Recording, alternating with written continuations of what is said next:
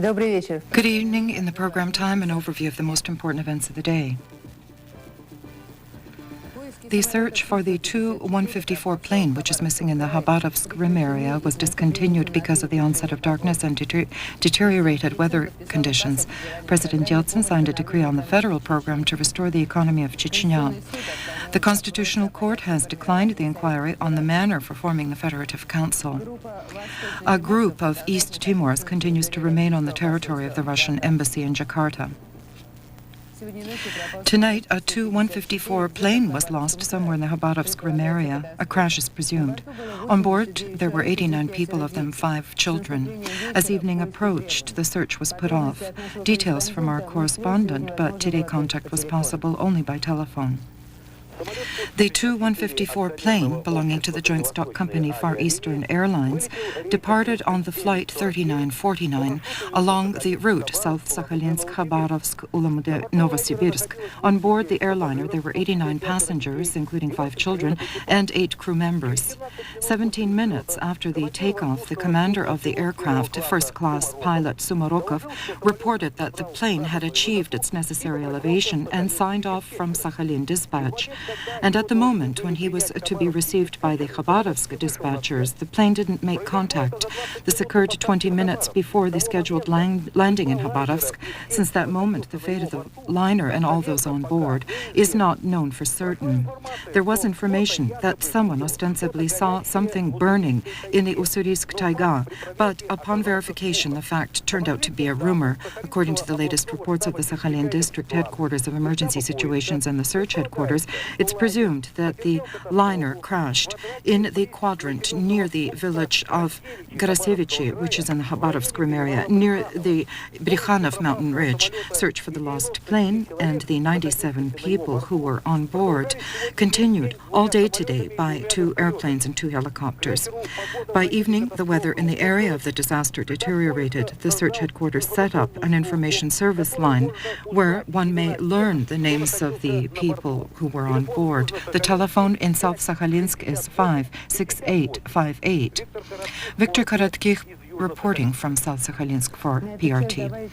At this hour, one may add that the lost plane was not equipped with an automatic radio buoy, and therefore, evidently, it's so difficult to locate it. In Khabarovsk, it's almost morning, and at 2300 hours Moscow time, search helicopters will again resume the search of the lost plane. The overview of events in Chechnya will begin with a quite sensational statement made by Pavel Grachov. After 1 year of the Chechen campaign, he stated that he never was a supporter of forceful actions and he submitted as a soldier. I never was a supporter of forceful actions, and especially in such a quick way as was planned. Upon agreement with the President, Boris Nikolaevich Yeltsin, I decided to resort to a last attempt to try and meet Dudayev in Sliptsovsk, in one of the buildings of the leadership of Ingushetia, in order to finally clear up all of the aspects and attempt to convince him that the matter cannot be resolved peacefully. And we did meet. I came on a helicopter. With me was a small security detail, around, I think it was 6 people. Literally half an hour later, with a large protected convoy of 150 to 200 people, Jahar Dudayev arrived, and we went alone into the neighboring room for one-to-one conversation. And I directly said to him, Jahar, this is your last chance, and we, as military, one military person to another, have to understand, and I, was directly involved in the Afghan war, and you, even though you are a Muslim, you bombed your brothers in Afghanistan with long-range aviation, although from the territory of Russia. But you too have blood on your hands, so let's together resolve this so that, seeing the example of Afghanistan, we can avoid blood in Chechnya in our country. He asked me, can it be that you will really resort to that? Yes, a decision was made, and prepare yourself for a real war. But before it's too late, it's necessary to recognize the unlawfulness of all the decisions and to reconsider forceful action. And then he told me that I won't be able to reconsider or refuse. I asked him, why can't you reconsider? And then, suddenly, this man exclaimed, because I don't belong to myself, that is, I'm not independent. If I make such a decision, it won't be me, but there will be others, and they simply won't let me go. But there will be others, and they will still carry out the decision, which we've already confirmed. Then I told him, well, if it's war, then it's war. Regarding the future of Chechnya, the President of Russia, Boris Yeltsin, signed a decree on a federal designated program to restore the economy and social sphere of Chechnya in the year 1996. The government of Russia in 1 week must ratify it and provide for the implementation of program measures. Tomorrow, Russia and the Chechen Republic in Moscow will sign an agreement on the basic principles of their mutual relations. This was announced by Viktor Chernomyrdin. Dokazovgayev feels that will open the way for a full-scale agreement, but that's in the future. Today, in Chechnya, it's complicated. Last night in Grozny, near the Election Commission building, 3 adolescents were detained. In the sack which they were carrying, 10 kilograms of explosive was found. The geography of such finds is quite extensive. In Gudermes, as a result of an explosion in direct proximity of the line division of the Internal Affairs, a local resident was injured and a Federal Security Service employee. 2 days before that, here, on the territory of the auto transport company, the voting station, which was already set up, was blown up. The criminal was detained. Most frequently, such reports color the daily reports of the press center of the Unified Contingent Command of the Federal Forces, and today one more report was added. Early in the morning at 5:20, on the territory of Ingushetia, a Mi-8 helicopter of the Federal Forces crashed. 3 people died. The preliminary results of the Commission's findings, which flew to the site of the crash, say that the helicopter was in good working order. A version is being pursued that it possibly was shot down. The second helicopter, flying in a pair with it, flew and arrived at its destination. Grigory Brinza, Valentin Tarasov, Public Russian Television from Chechnya. Judging from the reports of the ITER-TASS reporter, today in Shali, that's 40 kilometers from Grozny, a meeting of Dudai field commanders was held. It seems they discussed the situation in Chechnya on the eve of elections. That meeting was not publicized broadly, although its participants were not avoiding public attention. The head of the assistance group of the OSCE in Chechnya, Olivier Pilin, speaking at a press conference today in Grozny, noted that in view of the insufficiently secure situation, observers from the OSCE will not be present at the elections in Chechnya. And in Vladikavkaz today, it's a day of mourning, and tomorrow it will be as well. Today they buried a child who died at the hands of the terrorist who burst into the kindergarten. You probably remember that. 2 more coffins will be lowered into the ground tomorrow, and unfortunately in hospital last night, 1 more child died. The 4-year-old Rusmak Urtayev, the first child of the family of the instructor of the Geological Agricultural University, and he was first to die as a result of this terrible, evil deed. An enormous number of people came to the funeral in order to share the grief of the parents and loved ones. The heads of the government of the Republic of Northern Ossetia-Lanya, interrupting their session of parliament, also attended the mournful ceremony. Today they also mourned Alina Alisayeva and Sergei Margiev, a small refugee who was born here in Ossetia. And the last to die in hospital was the 4-year-old Sasha Kopchinsky, the 4th victim of the tragedy. Irina Tabolova, Elbrus Kudiev, Public Russian Television from Vladikavkaz.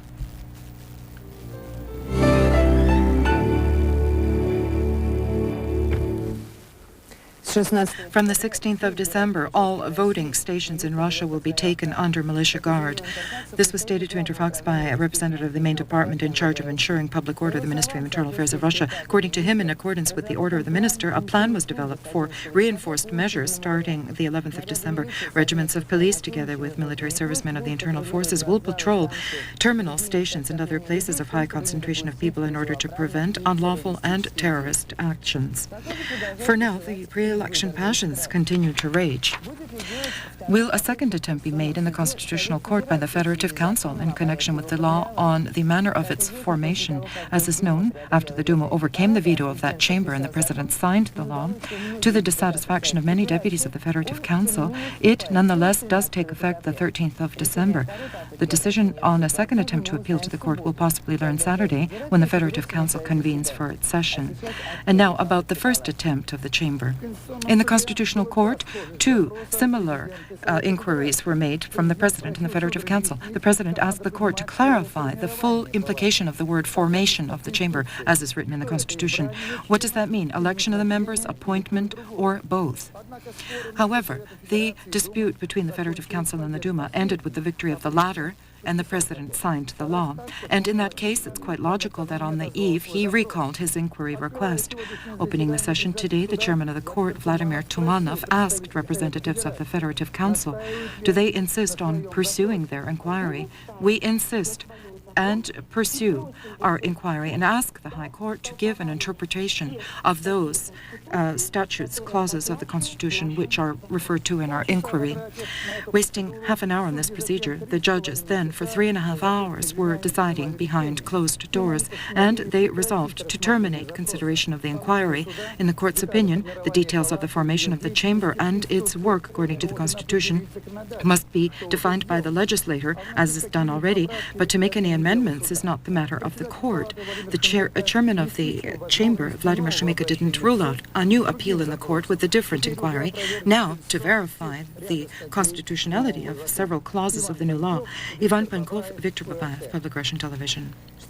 What regards Vladimir Shumika himself, who, pursuant to the new law, will no longer be a member of the upper chamber, today he avoided answering the question, how does he see his political future? With that, a correspondent of Vytautas understood from his words that evidently Shumika in the future will tie his political career with the new movement being created, reforms a new course. Yet today, everyone is more concerned with the near future. My voice will be heard. After all, a stenogram of the era of changes. The book by that title, by one of the leaders of the Moscow list of the movement Our Home is Russia, Alexander Shokhin, recently a member of the Russian government, compiles documents of the period of the last 5 years of reforms in Russia. Presenting his work today, Alexander Shokhin assumed that this book would be beneficial for future reformers. The presentation of memoirs is a way of again reminding the voters of himself, which has become a usual method in this election campaign, was used also by representatives of the movement Women of Russia. Ekaterina Lakhova's book My Road to Politics enabled her colleagues in the movement to draw a comparison between the author and great martyr Catherine and even Catherine the Great. They feel that the experience as an obstetrician gives Lakhova the right to help in political deliveries, and the leader of the movement, Women of Russia, was prompted to take up the pen by a burning desire to make politics more people-oriented. Such politics may exist only in the case if women work side by side with men, our beloved, respected, and intelligent men. Confessing her love also was the actress Clara Luchko, who decided to run on the Agrarian Party of Russia list. I love the peasants, the farmers. I grew up in a village. I portrayed many peasant women in my roles, and as an observer of the process from the side, I can't now remain indifferent to what is happening in the rural areas. And the movement Onward Russia, according to its leader Boris Fyodorov, is a thorn in everyone's side, from Rudskoy to Ryzhkov. But the main thorn in Fyodorov's side is the movement Our Home is Russia. Fyodorov is unhappy with sociologists who don't count him among the favorites in the campaign. From his tour of the backroads of Russia, he came away with a conviction that the pre-election battle is brewing only in the capital. Regarding whether he'd run for president, Boris Fyodorov said he would be able to announce no sooner than January. He's going to think about it. Alexander Rudskoy even now considers himself to be president of Russia because, in his opinion, the decision of the former Supreme Soviet was never revoked. Parallel to the increased encounters with the electorate, his political ambitions also grow. A few days ago, Rudskoy modestly called himself acting vice president, but he is dissatisfied because he feels he's ostracized from central sources of mass media. Therefore, the leader of the movement, Derzhava, complains he has to constantly tour the country. Also traveling throughout the country, Sergei Shakrai stated in Novosibirsk that his party will not participate in the forthcoming presidential elections. At the same time, according to the leader of the party Unity and Accord, in the year 2000 he intends to win the presidential elections. While in Petersburg, the leader of Democratic Choice of Russia, Igor Gaidar, stated that the financial situation in the country next year will directly depend on the results of the presidential elections. However, in the opinion of the head of the analytical department of the president, Mark Urnov, presence in the new State Duma of a large number of potential contenders for presidency will affect the entire performance of Parliament. They won't be so much involved in legislative work as propaganda of their political programs, Mark Urnov feels. Nikolai Ivanov, Tatiana Zaychenko, Sergei Melchenko, Konstantin Tochilin, Public Russian Television. This evening, the Prime Minister of Russia, Viktor Chernomyrdin, met with the leader of the movement, the Union of Muslims of Russia, who deemed it necessary on the eve of elections to emphasize that all Russian Muslims feel that their only home is Russia.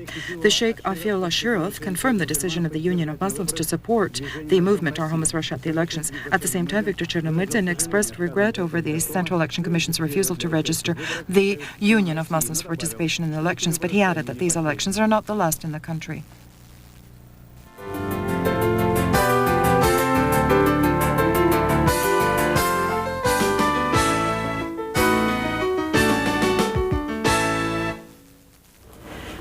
After yesterday's program, when I spoke of the fact that voting for smaller parties as inexpedient, who won't be able to overcome the 5% barrier and to get into the Duma, I was phoned by two heads of such parties with protest. They said it's a violation of democracy. Let the people decide who will be in the Duma.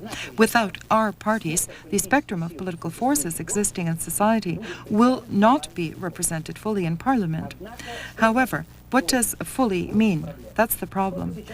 How many political forces are there in the country? Real ones, tangible ones, which reflect the moods and interests of the broadest cross-sections of the population, or paper forces, which contain nothing but ambitions, people who've decided, maybe I'd like to be in the Duma. In that connection, it's important to understand that in a situation where public awareness in the country is completely confused, when already 2/3 of Russians feel that Russia has lost its way, for the success of matters in Parliament, there must be those political forces present which represent the main and not secondary segments of our society. How can they be evaluated, these main forces? That's the problem, of course, not by their programs, not according to those promises which they make today and will never be fulfilled, the majority of them. I think that one must use as a guideline that position which those parties occupy in the battle which is underway within our society, the battle, the result of which will be determined by the near and distant future. What are the basic areas of that battle? I'll list them. First, that is Russia and the West, originality or membership in European civilization. The second, that is a choice between reforms which lead to a market economy and the return to a socialist form of ownership and management. The third, that's an alternative between democracy and the iron fist rule. And fourth, that's the attitude to the existing regime, where supporters of the regime guarantee stability and where the opposition will unavoidably lead matters to crumble and erase what's done. How we deal with these options the 17th of December will show. However, I suppose that in the Duma, all the main ideologies will be represented. For instance, today, the two parties, Russia's Choice and LDPR, are in a critical zone, may not get the 5% barrier, but in my view, that will be a big mistake by Russians if in the new Duma, Gaidar and Zhirinovsky are not represented. The next information in our program is from the government. In the government of Russia today, they discussed the tax code. The draft of the general part of the code was adopted overall by the Cabinet of Ministers, but sent off for 2 weeks of fine-tuning. The intensity of the tax problem is indicated by this figure. Last year, 1994, the tax regimen of Russia was changed every 2 days. Through legal acts, later laws are often revoked, legal guarantees for taxpayers are virtually non-existent, and responsibility for tax violations is excessively severe. In general, the problem has escalated to the point where it must be resolved quickly. For the first time, the draft of the new tax code of Russia was submitted for the government to examine in August of this year. But then it was decided to do more fine-tuning on the draft. The task force, after 3 months of fine-tuning, increasing the number of pages of the code to 20 and decreasing the current taxes from 150 to 30, again submitted the draft law to the government. There is no issue, nonetheless, of a fundamental breaking of the tax system. The idea is to begin and, as soon as possible, conduct the second phase of tax reform, which began back in 1992. Ratified and sent off for 2 weeks of further work, the draft of the general part of the Russian tax code is only 1/4 of the entire tax code overall, part of which defines the concept of taxation reforms but does not set tax rates. Adoption of the tax code will be done gradually. First of all, in stages, several taxes will be abolished from gross revenues which don't consider the existence of a company's real profits, the so-called roads and transport taxes and others. Secondly, there will be new taxes. We plan to introduce a new tax. That is a tax on revenues from capital. At the same time, no serious increase in taxation of natural persons is foreseen or planned.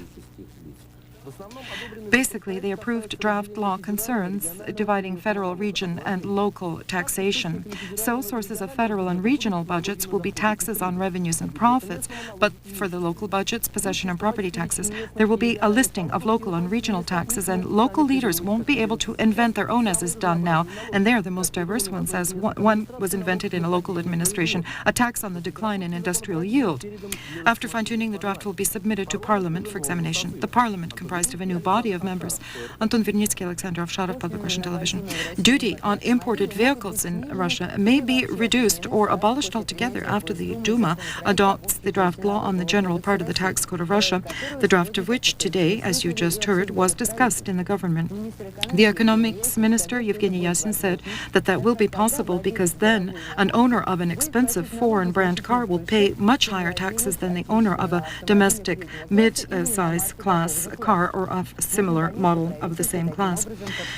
One can understand that the government thereby will prompt us into buying more domestic cars, although of course one would want them to be of good quality. Today in the government building, the Russian Federation, the general agreement was signed between the American company General Motors and the auto plant in the Tatar city of Yelabuga. On the lot in front of the White House, a small display of vehicles was organized, which will be assembled at Yulaz. And the 1st of June next year, to come off the conveyor will be American multi-terrain vehicles, the Chevrolet Blazers. Initially, they will be assembled from delivered parts, but with time, manufacturing of components will be in Russian companies, mostly using facilities of the military-industrial sector, which made the Prime Minister Viktor Chernomyrdin very happy because conversion of defense plants is a constant headache for the government. The production of Chevrolet Blazers, and there will be 50,000 assembled a year, is only the first step. The main thing in Yelabuga, they feel, is production of middle and small class cars. Most likely they will be the German models Opel Vectra and Opel Corsa. And if the Blazer is a car mostly for rich people, then Opels are quite affordable for many Russians. The Prime Minister of Russia, Viktor Chernomyrdin, and the President of Tatarstan, Mentemir Shemiev, although they personally did not sign the agreement, were in an obviously uplifted spirit, because the ceremony marks the beginning of a new phase in the economy of the country. It took us a long time to get there, I have to say, but 1995 permitted us to achieve these parameters, and we can be sure that the economy of Russia is recovering when we're dealing and working directly with such investors. The first vice president of the company General Motors, Louis Hughes, was even more categorical. Reforms in Russia have gone so far now that one may boldly invest money without risk of loss. Alexander Galkin, Alexander Ovcharov, Public Russian Television from the White House. The first Vice Premier, Anatoly Chubais, lately has been meeting quite frequently with the press. He shared his point of view on privatization with journalists in the agency Arguments and Facts. Anatoly Chubais is one of the most popular, but according to certain newspapers, the most disliked politician of our current era. Today stated at a meeting with the employees of Arguments and Facts that monetary privatization in the country is being conducted quite successfully. Today, I almost completely confidently, and tomorrow completely confidently, we'll be able to say that the task of the federal budget on the volume of revenues from privatization is fulfilled. Confirming his words, Chubais said that only today the Russian budget through privatization was replenished by 1.5 trillion rubles, and all remarks on the need to cancel privatization are only beneficial to those who know little about the economy but want to receive a deputy seat after the 17th of December.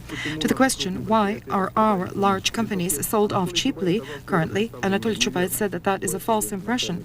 Chubais is an agent of foreign services. He's selling at next to nothing, selling off the homeland, etc. Everything is proceeding within the framework of the law on state and municipal privatization on a tender basis. Prices are established based on the real financial capabilities of domestic purchasers, for instance, banks.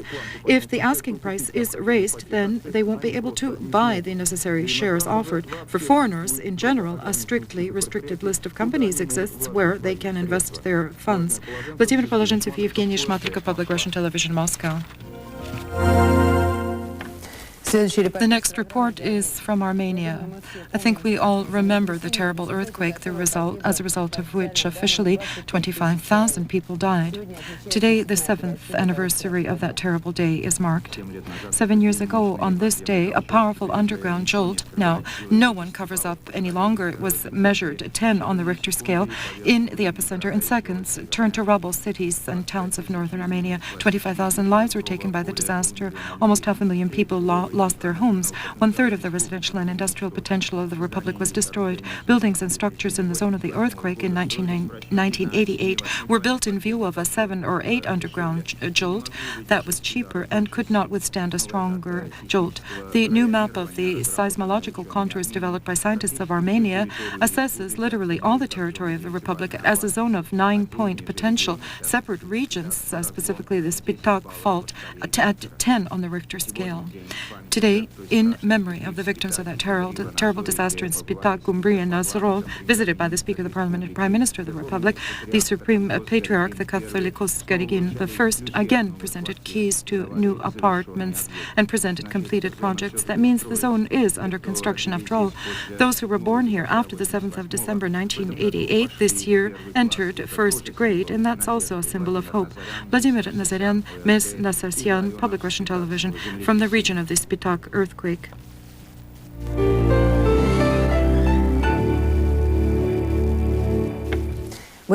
Budapest. Today, a 2-day meeting of the Council of Ministers of the Organization on Security and Cooperation in Europe convened.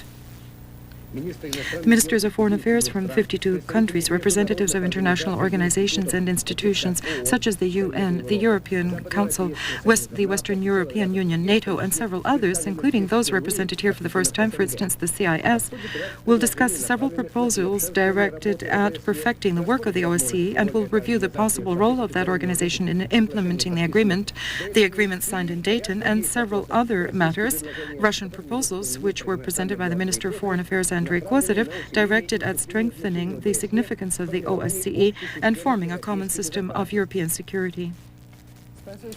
At the Russian embassy in Jakarta, not all is well. Police subdivisions have cordoned off the embassy after early this morning around 50 residents of East Timor hid on its compound. 2 of them threatened to set themselves on fire if force was used to remove them. For that purpose, they have gasoline canisters. With details, our correspondent from the Indonesian capital. A legal question arises: how could trespassers gain access to the embassy's property? Everything always boils down to a shortage of funds. Previously, the outside was guarded by the Indonesian service, which guards prime state objects, including foreign embassies. Those services were paid for, but several years ago they had to be cancelled. Today, at the same time, one must say, a similar action was committed against the embassy of the Netherlands 2 weeks ago, the Japanese, French, and American embassies. Today's action by a group of youth from East Timor is to coincide with the 20th anniversary of the army being brought into East Timor and its annexation to Indonesia as a 27th province. One of the demonstrators said that through this way they wish to attract the attention of the world community to the problem of East Timor and have it discussed at international forums. At the time of this report, the demonstrators are still on the territory of the Russian embassy. On the outside, an anti-demonstration is being held, also young people, but with opposite slogans and statements. The Ministry of Foreign Affairs of Russia is in constant contact with the Russian embassy in Jakarta, so as to, as much as possible, keep under control the situation which developed there. This was stated to Etertas by the first Deputy Director of the Department of Information and Press of the Ministry of Foreign Affairs of Russia, Mikhail Timurin. Today in Moscow, a funeral was held. A talented man was buried whom many loved and knew. There's no need to give an introduction to Alexander Gaidanovsky. Today in Moscow, the actor and director Alexander Gaidanovsky was buried. Everyone who knew him and worked with him said that he was a complicated person and a complicated actor. He didn't submit. He was an independent thinker and not of this world. His heroes almost never laughed. After his best role as Stalker, Gaidanovsky became completely engrossed in directing. Probably he and Perkovsky were related in soul. He made a few of his own films. His words carried weight at last year's Cannes Movie Festival. The first diplomat film of Alexander Gaidanovsky was called Simple Death, and so it happened. Indeed, simple, a heart attack. A complicated, bright life was interrupted. He didn't have time to produce a film on his last scenario with the English title of Present Indefinite. In our indefinite present, Gaidanovsky's films will remain, but not he. Grief and joy come together in life and in our program today as well. Today in Moscow, the names of the laureates were announced for the Russian Independent Award Triumph. The Russian Independent Award is the recognition of the highest accomplishments in literature and the arts. Triumph. The names of the laureates, of which we learned at a press conference today, which was held in the Convocation Hall of the Academy of Sciences. That award is unique. It immediately won high authority, entering our awareness as a new bright phenomenon in contemporary cultural life. It was founded in 1992 by a group of Gavas. It's awarded by an independent jury comprised of prominent masters of the arts, each of which could himself or herself contend for that award. Vladimir Vasilyev, Ekaterina Maximova, Yuri Pashmet, Irina Antonova, Zoya Bogoslavskaya. The jury coordinator is Andrei Bitov and many others. Over the years, this prize was awarded to the Russian writer Viktor Astafyev, the famous actor Oleg Menshikov, and Bela Akhmatulina, Inna Churikova. How many marvelous names which comprise the glory and pride of domestic art. Laureates of the Triumph 1995 award are Yuri Davidov, writer, prosaic, with a historical vision of the world, who went through Stalin camps, director, cartoonist Yuri Narnstein, and Boris Eifman, ballet maestro from Petersburg, Ekira Muratova, a cinema director. Will be remembered by the works of culture. The uniqueness of our Triumph Award is that it recognizes supreme accomplishments. Representatives of our homeland occupy the highest places in culture. I think what will save us is if our business people, for instance by Malevich, or in this case, they nurture the talent through Triumph. And that's glory to God. That means New Russia won't perish. Tatiana Bodrova, Yuri Zavetsky, Public Russian Television. That was the last report in my part of the overview. I thank you for your attention and bid you farewell. As always, I'll remind you of the main events which occurred today. The search for the Tu-154 plane lost in the Khabarovsk area has stopped because of the onset of darkness and deteriorated weather. President Yeltsin has signed a decree on the federal program to restore the economy of Chechnya. The Constitutional Court has declined the inquiries on the manner of forming the Federative Council. The group of East Timors continues to remain on the compound of the Russian Embassy in Jakarta.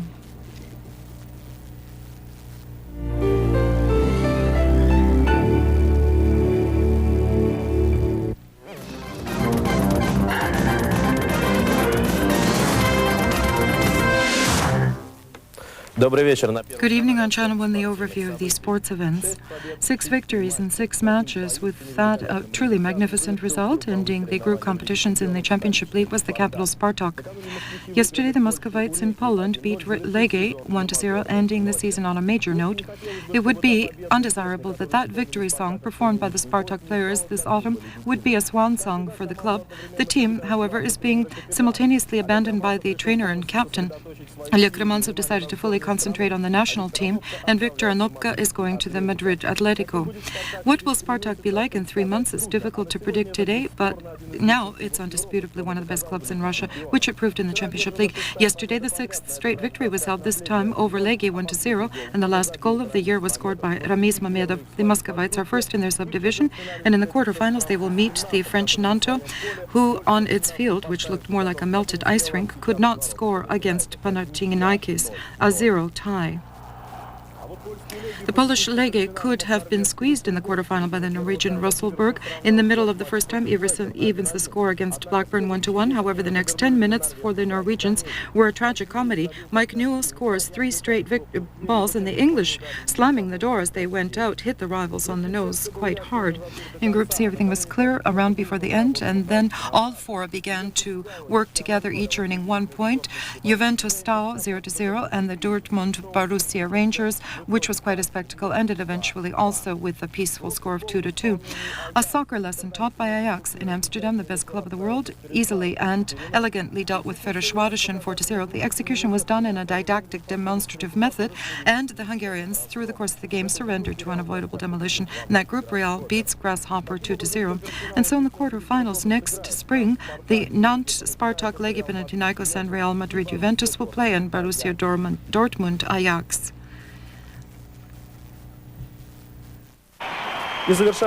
And completing the soccer topic, let's go to Brazil, where in the response final match of the Super Cup of South America, the Flamengo hosted Independiente. Before 80,000 fans, the hosts won 1-0. The only goal was scored by Romario, but in the sum of two matches, the Brazilians lose 1-2, and the cup goes to the Argentinian team. And now, two pleasant news items for Russian fans of winter sports. The first level of the World Freestyle Championship in the competitions of ski ballet masters held in France. Our athlete Yelena Batalova wins, beating such prominent rivals as Kati Fischel from France and Annika Johansson from Sweden.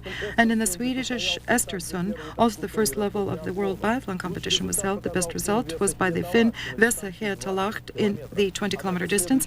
And the next three places were taken by representatives of our country. Number 2 was Sergei Tarasov, third Pavel Muslimov, and fourth was Alexei Kobylev. And now about other sports events. In Budapest, the Women's World Handball Championship continues after defeat in the first match from the Olympic champions, the South Koreans.